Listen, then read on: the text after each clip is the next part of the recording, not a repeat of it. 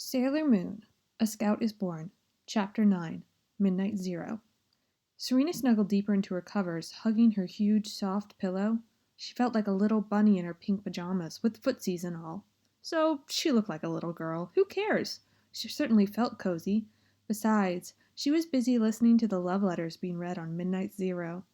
Midnight Zero was the most popular late-night radio talk show around. The main point of Midnight Zero was the love letter sent in by listeners. If your letter was read on the air, you won a beautiful flower brooch. Wow, Serena thought, it would be really cool to win a classy flower brooch to wear to school. But how could she write a love letter without a boyfriend? When we're together, my entire diary was filled with you, the deep, soothing voice oozed from the radio. How romantic, Serena thought, squeezing her pillow tightly. Now that you're gone, my entire diary is filled with memories of then, the voice continued. I want so badly to see you again. If I could, I'd finally tell you my true feelings. Serena felt the whole world was silent.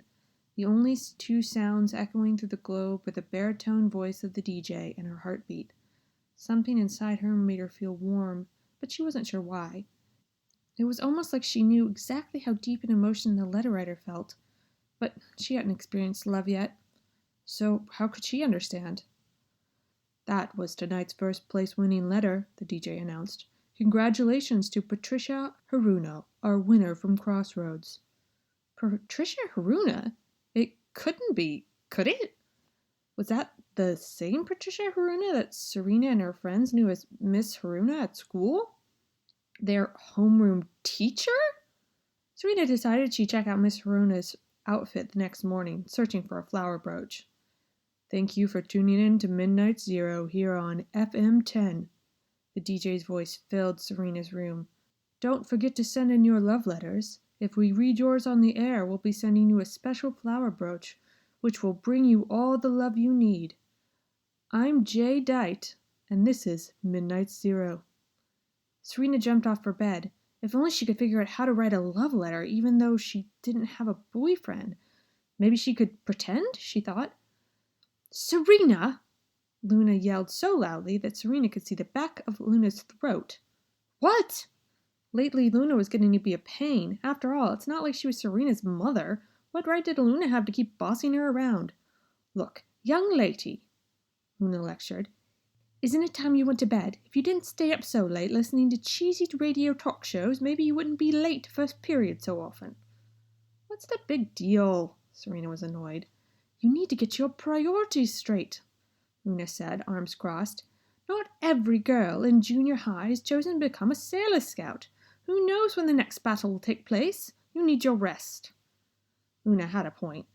After the whole Melvin incident and the nasty green-faced twist, Serena was so exhausted she slept through the entire weekend. Her mother thought she had the flu and even made Serena take cold medicine and drink tons of orange juice. It wasn't like she stayed up late on purpose. She just loved to listen to the love letters. They were so romantic. Oh well, Serena thought. Midnight Zero was over anyway. Sure enough, the next morning, Serena overslept. Her mother and her father were downstairs eating breakfast. Her father muttered, reading the paper. Did you know about this sleeping sickness, honey? What sleeping sickness? Serena's mother read the newspaper about as often as Serena did her homework. People have been getting this weird new sickness, Serena's father explained, reading the article. All of a sudden, you just fall asleep. Some hospitals have reported cases where the patients remained asleep for an entire week. They haven't discovered the cause yet. That doesn't sound that bad, Serena's mother replied. Serena could barely make out her parents' voices from her room. Uh-oh, she thought. They'd definitely be pissed if she was late again. With that, she grabbed her bags and made a dash for it. Her parents barely had time to look up before Serena was already out the door, grabbing her lunch on the way. See you later, guys, she hollered on her way out. She could hear parents calling after her, but she kept on running. They would only make her later, she reasoned. Running the entire way to school, Serena burst into the classroom, panting from exhaustion. Miss Haruna! Serena exhaled the words in between pants, her hands on her knees and her head down in exhaustion.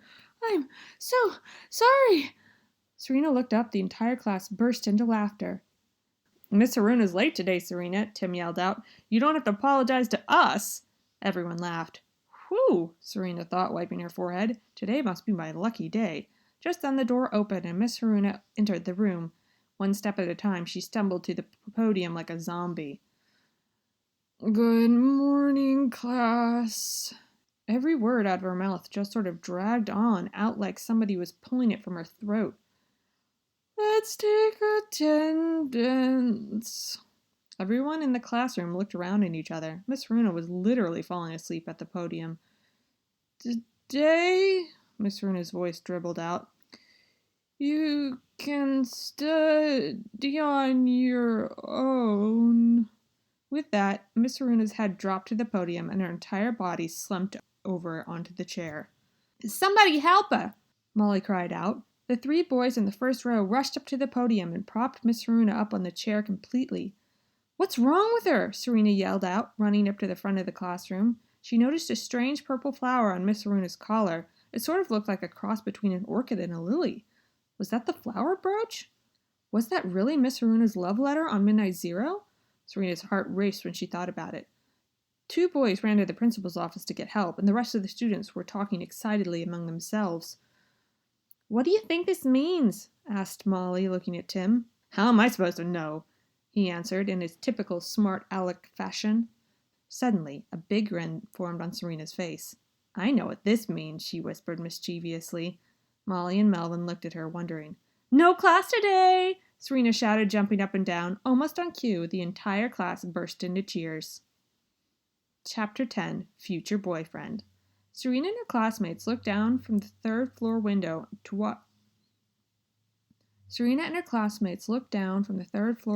and watched the ambulance take off. What could have happened to Miss Haruna? It certainly wasn't like her to get sick. She hadn't missed a single day the entire school year. "So, what do you guys think it is?" asked Molly, looking up from the window. Like an annoying TV evangelist, Melvin put his finger up in the air and began to preach. "I can't believe you guys don't read the paper or watch the news on TV," Melvin lectured. "Everyone in Crossnose knows about the new sleeping sickness virus.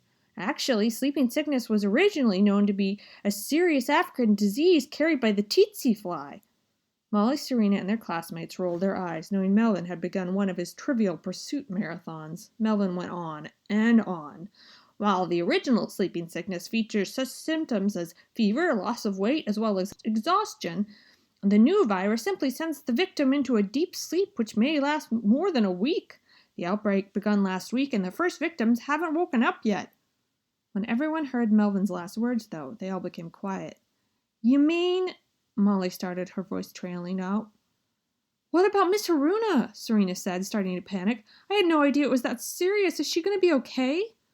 "Well," Melvin began again, his arms crossed, "the ambulance driver said the doctors were baffled by the new sleeping sickness, but the victims' bodies seemed like they were just asleep, so it couldn't be very serious. It's more like a long nap without really knowing exactly when you're going to wake up." "So Miss Haruna's just taking a nap?" Serena asked, a bit doubtful. "Probably." Melvin started poking Serena with his index finger. "Maybe you should consider taking a nap like that too. You probably get better grades that way." Melvin started laughing hysterically, with Tim joining in. "Shut up, you dork," snapped Serena, miffed. "Cute girls like me need our beauty sleep. With geeks like you, eternal sleep couldn't cure your loser looks." With that, the other girls chimed in, laughing and cutting Melvin back down to place. After school, Molly grabbed Serena and brought her to Crossroads Mall to do some shopping. "Oh, Serena," Molly looked over, her eyes revealing a tear or two under her sunglasses. "Molly, what's wrong?" Serena cried out, surprised by Molly's sudden burst of emotion. "I don't really know, but—" Molly's voice was shaking slightly. Serena reached out and pulled Molly's shades off her face so she could really see her eyes. "Come on, tell me what it is." Serena was starting to get a bit concerned. Molly had always been a bit emotional. She and Molly went way back, since before grade school. Serena could remember when they used to play hide and seek in Molly's huge backyard. Sometimes when Serena found Molly, she'd be crying, but Serena never was really sure why. Even though Molly was emotional and a bit shy, when she was psyched for something, she was always the most gung-ho girl around. Serena always admired Molly's adventurous side, especially because Serena was too lazy to make any extra effort. Molly always felt lucky to have such a good friend. "Molly, are you okay?" Molly bit her lip, and out came a slightly embarrassed smile. The truth is, Molly began her confession, I've written 5 love letters to Midnight Zero, and it's been making me real moody. All I keep thinking about is that show and writing more love letters. Do you think I'm way weird or what? Is that what you're all teary-eyed over? Serena propped Molly's slumped body back up and smiled. I've been listening to Midnight Zero every night, and I'm dying to write a love letter. Serena gave Molly her "that's all" look. Really? Molly perked up immediately. I thought I was the only one hooked on that show. I can't believe I've actually written 5 love letters. I'm so jealous, Serena said, noticing the pink reflective sunglasses still in her hand and sliding them onto Molly's head in a facing-up position. I can't even write one. Why not? Molly asked, confused. Because I don't have a boyfriend, silly, Serena giggled, then suddenly looked up at Molly's deadpan. Come to think of it, who have you been writing all those love letters to? Serena, Molly cracked up, looking at her best friend. You don't actually have to have a boyfriend to write a love letter. Think about it. Lots of people write love letters to their exes or even people they have a crush on. So I've just been writing love letters to my future boyfriend, even though I have no idea who he is. Your future boyfriend? Serena repeated the phrase slowly to herself until it finally sank in. That's a great idea, Molly. Serena grabbed Molly's hand and jumping up. Is it? Molly's face showed confusion. Yeah, that's exactly the kind of strategy I need to pull off a letter, Serena explained excitedly. See, I never thought of that before, so I didn't think I could write a letter. Now I'll just have to think of my future boyfriend and write a heart-wrenching love letter and take possession of my new gorgeous flower brooch, just like you. Well, I haven't been chosen to win a brooch yet, Molly put her arm around Serena as they started walking off towards the Prada boutique. If it was that easy, I wouldn't need to write 5. The two girls laughed together, and Serena reassured her best friend. Don't worry, Molly, I'm sure you'll be chosen soon. Turning the corner, Serena bumped smack into a tall, dark-haired guy in khakis and a beige turtleneck sweater. Oh, sorry about that, Serena said, looking up. Doing a double take, she noticed it was the same guy she had hit with her shoe and her crumpled-up quiz the other day. So, not only are you good at throwing, but tackling, too. Don't get yourself hurt now, Blondie. The tall guy smirked and winked at Molly, who immediately fell in love. It's you! Serena cried, really annoyed at this guy's sarcasm. Who did he think he was anyway? Talk about attitude with a capital A. As the guy walked off, Molly's eyes followed his path. You know him? She asked Serena. No, isn't the right word. Serena practically had steam coming out of her ears as she stood there, hands on her hip. He has a bad habit of showing up exactly where I don't want him to be. Luna looked up at Serena, who was lying in her bed, notebook in hand. Let's see, Serena tapped her pencil on her nose, thinking intensely. Should I start out with dearly beloved? Nah, too played out. Serena noticed Luna in the corner of her room, rolling her eyes. Come on, Luna, don't tell me you're so unfeeling that you can't relate to a love letter masterpiece in the making. It's not that, Serena. Luna hopped on the bed and plopped down next to her blonde-haired human friend. Love letters are meant to be written to give to the one you love. What you're doing is pointless. Serena stuck her tongue out at Luna. Boring. Looking back at her notebook, Serena racked her brain for the right words. The weirdest thing was that she felt so emotional the other night when the love letter was read on Midnight Zero. So why couldn't she think of something touching to write? She tried to imagine her future boyfriend. What would he look like? Would he be tall, handsome, smart, rich, athletic, stylish, funny? All of the above? Yeah, she thought. All of the above would be best. No reason to settle for anything less. Serena grabbed her pencil ready to start. Quickly she scribbled, My gorgeous boyfriend, on the top of the page. She put down her pencil, shaking her head. That sounded too corny. What guy would want to be addressed as gorgeous? That was just a word girls used to describe guys between themselves. Frustrated, Serena looked over at Luna. Why isn't this working, Luna? I've already told you. Love letters are meant to be written to give to the one you love. You don't have anyone you love, Serena. Luna was right. How could she write a love letter when she hadn't even been in love before? She couldn't do this on her own. That was it. She couldn't do this on her own. She needed someone's help.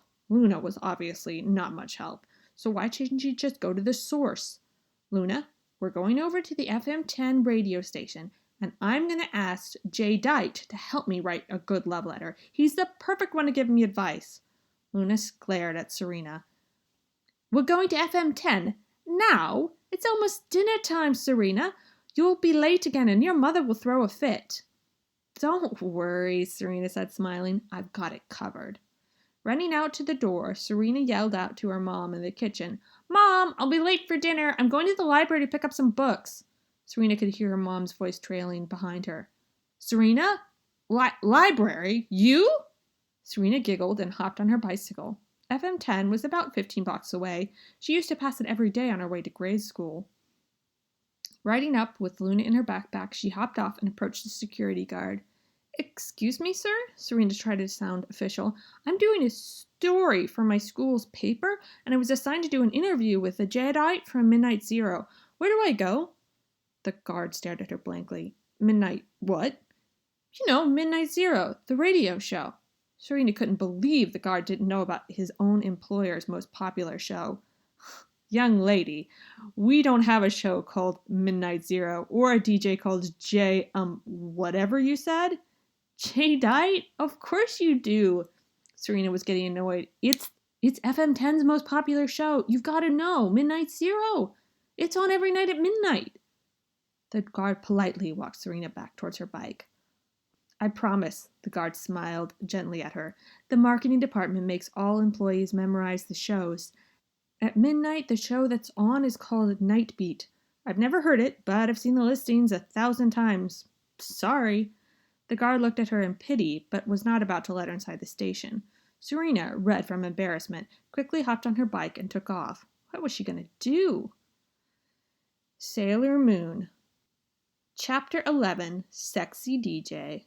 The clock ticked once, and 12 chimes sounded out towards Serena's bed. Halfway asleep, Serena and Luna sat up when they heard the clock strike midnight. FM 10 blared from the radio, finishing the last set of commercials before the midnight hour. Both Serena and Luna watched the radio silently as they waited for the show to start. It's 12 midnight, folks, and I'm Jedi. Welcome to the most popular love talk show on radio, Midnight Zero. Luna, it's Midnight Zero! Serena jumped off the bed, pointing her finger at the radio. That stupid security guard was either the biggest idiot around or a two-faced liar. Either way, I could tell him a thing or two. Serena paced around her room, clutching her fist. She felt like the security guard made up the whole story just to get her away from the station. What a cheap shot. She wasn't causing any trouble. All she wanted to do was ask Jedi for help with her letter. Serena! Luna stood on top of the newspaper near Serena's door. What is it, Luna? Serena didn't like being interrupted when she was mad. It says here the program that's scheduled for midnight is Night Beat, like the security guard said. Luna pointed her paw at the radio schedule in the newspaper. So it's probably just a mistake, Serena snapped. They probably changed the show, and the marketing department was too lame to bother telling the newspaper or the security guard. At least that means he didn't lie to me on purpose. Serena hated it the most when people tried to do something sneaky to her, like lie or cheat. The security guard was pretty nice after all. It was good to know that it wasn't just an act, that he hadn't heard that they'd changed his show. Come to think of it, Luna was pretty amazing, Serena thought. Not only did she talk, but she also read the newspaper. What a bizarre cat. Too bad Serena couldn't take Luna on David Letterman to do stupid pet tricks. Luna would have blown everyone away. The radio DJ blared. Our first love letter tonight is from a young girl named Molly Baker who lives in Crossroads. Molly's letter made it. Serena jumped onto her bed, psyched for her best friend. That is so cool. I'm dying to check out her flower brooch tomorrow. Do you believe in fate? I do. I didn't until I met you, but now I know fate is real. Can I change fate? I don't think so. But if fate is as kind to me as it was when I met you, I know my future is set. After all, only fate can bring someone like you to me. The deep voice of Jadeite purred on. Molly's letter sounded so touching, So beautiful, especially being read by the velvet-laced voice of Jadeite. No listener could imagine the true intentions of this mellow-sounding DJ as he grasped the purple brooch and twisted it between his fingers. Molly, is that the brooch? Open it up! What a gorgeous package. When did you get it? This morning? Serena and three of her classmates, June Shin, Tina Marin, and Rika Kelton, crowded around Molly's desk. Yeah, Molly explained, proud to be the center of attention. Some delivery guy brought it to our house this morning. Molly was holding a small box with a pink and white wrapping paper. The box was made of soft cotton and embroidered with little yellow flowers around the outside. The box and paper itself was too nice to throw away. Quick, Serena pleaded, open it up so we can see the brooch. Okay, Molly gave in. She was also excited about the classy box's content. Just make sure you don't rip that paper, Rika reminded her. Carefully, Molly separated the tape from the paper, gently lifting the paper from its seam. After the corners were open, Molly removed the outer lining. Sliding the paper aside, she lifted the box's lid to reveal a plush, black velvet inner lining, almost like that of a jewelry box. In the center was a precious, soft purple flower. Oh my God, it's beautiful, cried June. Hey, Serena pointed to the flower. It's the same flower Miss Haruna was wearing the other day when she passed out. You know what that means, Tina looked at her friends. It was Miss Haruna's letter that was being read the other night on Midnight Zero.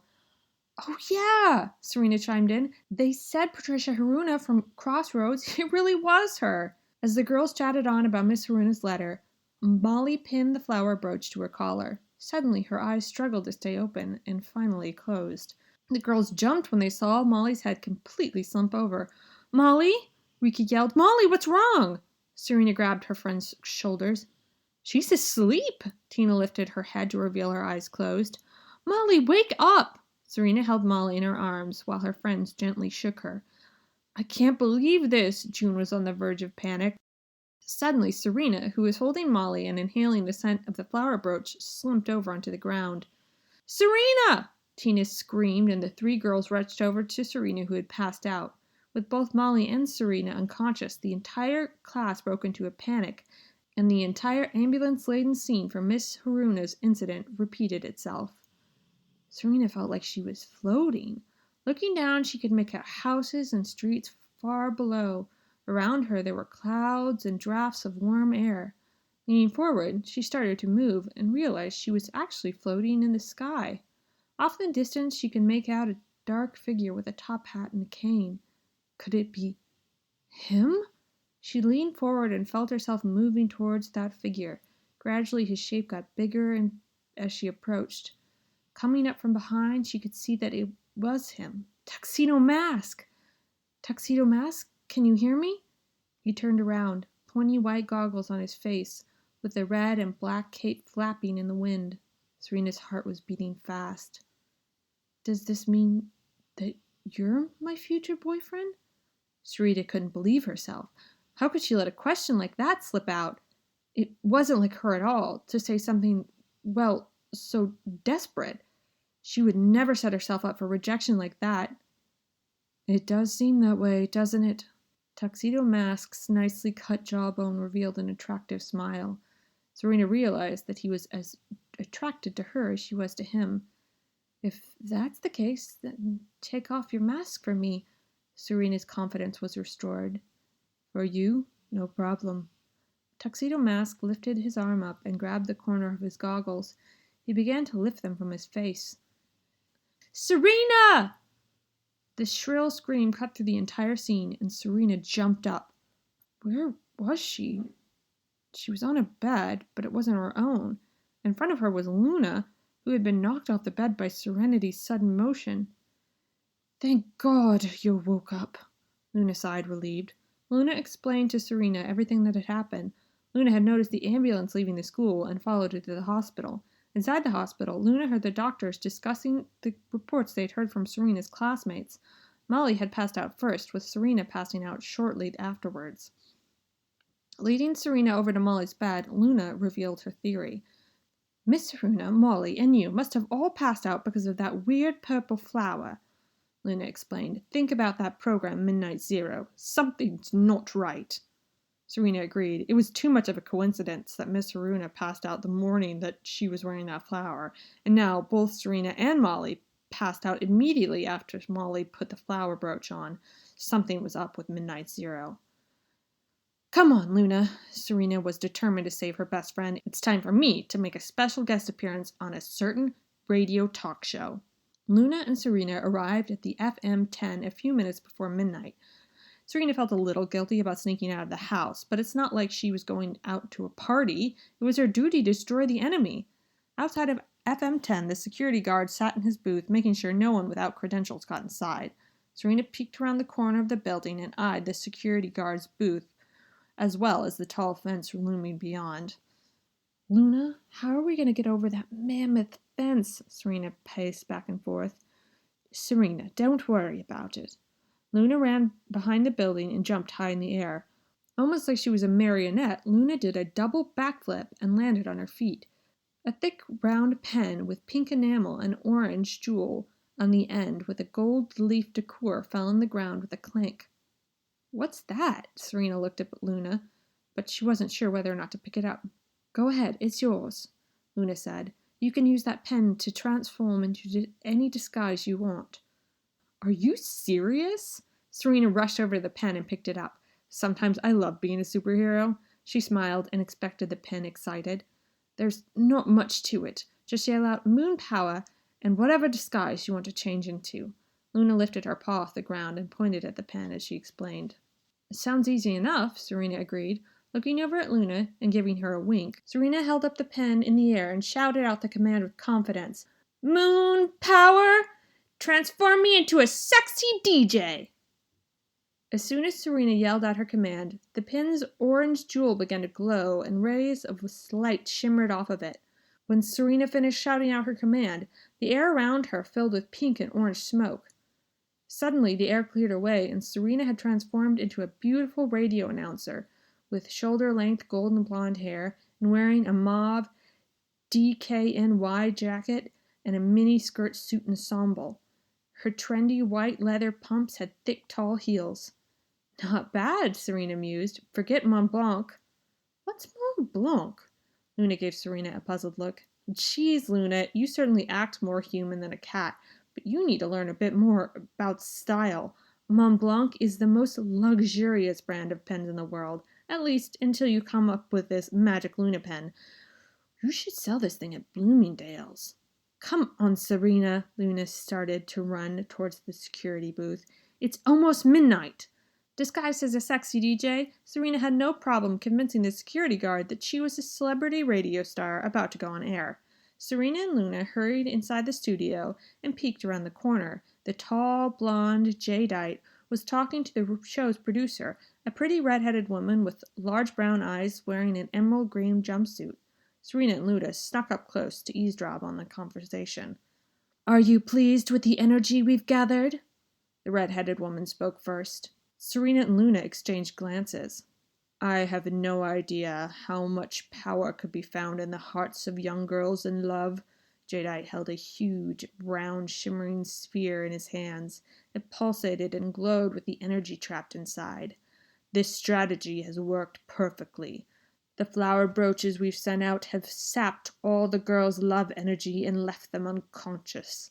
Let's gather more. Are you ready for tonight's show? The red-headed woman flashed a wicked smile. Of course I am. Serena and Luna watched the two enter the studio and quickly ran around to the back door. Sliding into the hallway between the radio station's offices and Midnight Zero studio, Serena and Luna approached the studio door, which had a round glass window in it. Serena glanced through the window and saw the DJ speaking into the microphone. I'm Jadeite, and welcome to Midnight Zero on FM10. What a babe, Serena whispered. Serena, he's a bad guy. Luna gave Serena a cold stare. That doesn't mean he's not a babe, Serena protested. Tom Cruise was a bad guy in Interview with a Vampire, and he was still a babe. Yes, but this isn't a movie, Luna retorted. Suddenly, Luna noticed bodies slumped over the studio. Hey, look! The three guys have passed out in the corner. They must have been the real program staff. The enemies kidnapped the airtime. Well, it's time to put an end to these zeros for Midnight Zero. Serena stormed into the studio, past the red-headed woman, who was too confused to stop her. This first love letter for tonight was written by Carrie from Northridge. Serena, who was still disguised as a sexy DJ, walked right up to the microphone next to Jadeite, a.k.a. J-Dite, and grabbed a chair. "Hey!" cried Jadeite. "Ladies and gentlemen, this story's just in." Serena's tone was 100% CNN. "Our sources have informed us that the flower brooches given out by Midnight Zero actually dangerously toxic plants, and if you receive one, you must not take it out of its box." "What are you doing?" Jadeite stood up and pounded his fist on the table. Serena continued, "Love letters are meant to be written to give to the one you love." Lena tilted her head sideways. "I swear I've heard that line somewhere before," she muttered to herself. Serena was on a roll. "Everyone, wake up from your dreams and don't let yourself become brainwashed by this wannabe talk radio show, Midnight Zero. Turn off your radios." With that, Jedi stood up and slapped the microphone away from the front of Serena's face. "Enough of this! Who are you?" Uh-oh, Serena realized she hadn't morphed yet into Sailor Moon. There was no way she could fight in this outfit. Even if she could, it would definitely be a waste to mess up this classy DKNY. Maybe she could stand it if it was out of style and clean, but not this DKNY. She started to panic. How could she transform before the outfit got dirtied? Crash! The entire glass wall separating the engineer's room and the sound studio came crashing down as the red-headed woman jumped through it. Wow, Serena thought. She's got some really tough skin. It would probably help if she used body lotion on a more regular basis.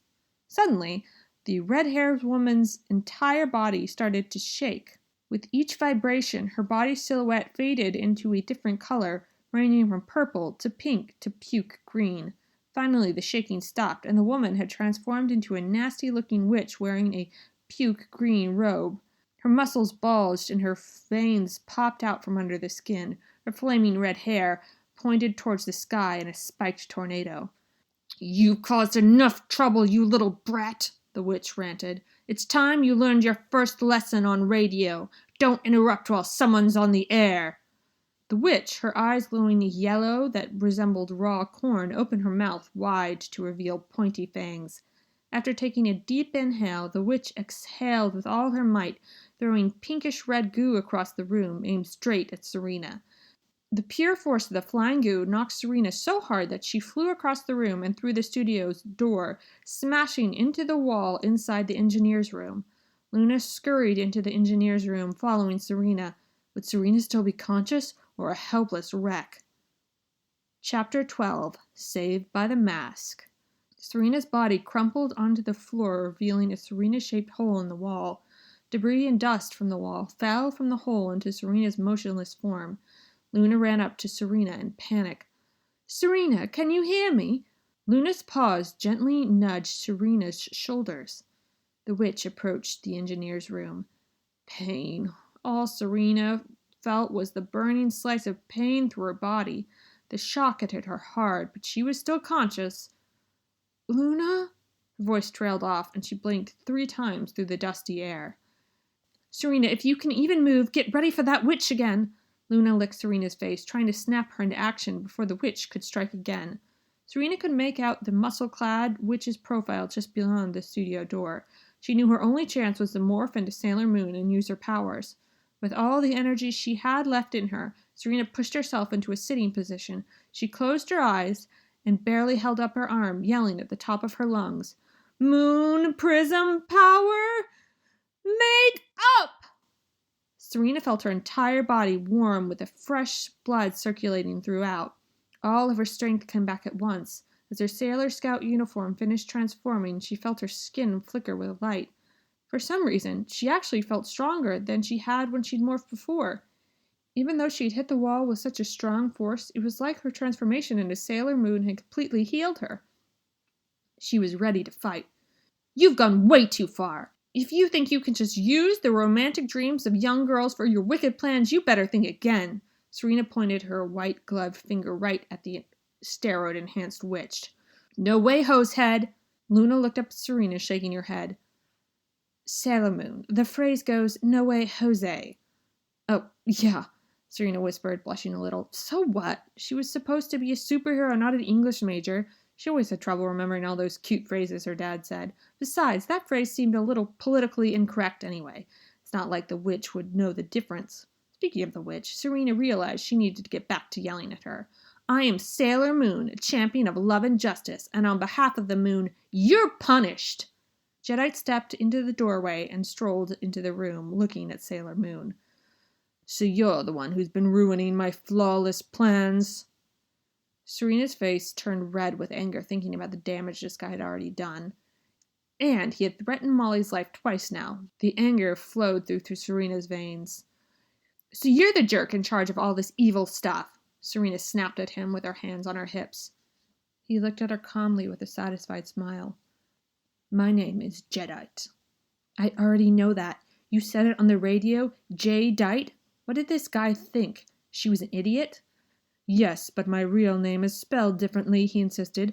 My DJ name was spelled Jay, and that was only my first name. But my bad guy name is spelled Jedite. It's one word. That's really stupid, Serena argued. What kind of disguise is that anyway? No one can see your name spelled out. It's radio. As far as anyone knows, it could be spelled Jedite, so that doesn't count as a disguise. Jadeite was getting frustrated. It's a pun! Who cares if they understood it or not? What good is a pun if no one understands it? Serena wasn't not impressed by this lame-o. Enough of this, the witch howled and hissed. I'm tired of hearing you two argue. Sailor Moon, it's time to wipe you out once and for all. The witch opened her mouth and blew out a thick stream of pink goo aimed straight at Serena and Luna. It nailed them and sent them both flying through the wall. This time, now that Serena had already morphed into Sailor Moon, she shook off the hit and flew onto the roof of the radio station. Did this mean Serena could fly? Of course, what good was a superhero who couldn't fly? Then again, Batman couldn't fly. Well, maybe she couldn't really fly, but that would be awesome. After all, she could just fly over to Crossroads Mall more often and get some shopping done. Either that, or fly over to the Crown Arcade so she could play the Sailor V game and see Andrew. He was such a hottie. Out of the corner of her eye, Serena noticed the protein-pumped witch flying out towards her. You're not getting away! The witch yelled down to her and heaved a stream of goo Serena's way. Serena dodged the pink goo and set up for a little attack of her own. Moon Tiara, action! Serena hurled the glowing tiara at the witch, but the witch dodged it at the last minute. You've got lousy aim, Sailor Moon, the witch cackled in her typical witch-like high-pitched laugh as she prepared her next attack. But Serena could feel her ability to control the magic tiara. As she moved her hand to the left, the tiara also turned to the left. What if she used her hand to bring the tiara back around and towards her like a boomerang? Maybe she could nail the witch from the backside. She hoped the nasty bodybuilder Betty wouldn't notice. In one swoop, Serena yanked her hand back towards her, and sure enough, the tiara started flying back. Glowing with heat and flames, the tiara soared straight through the witch's back.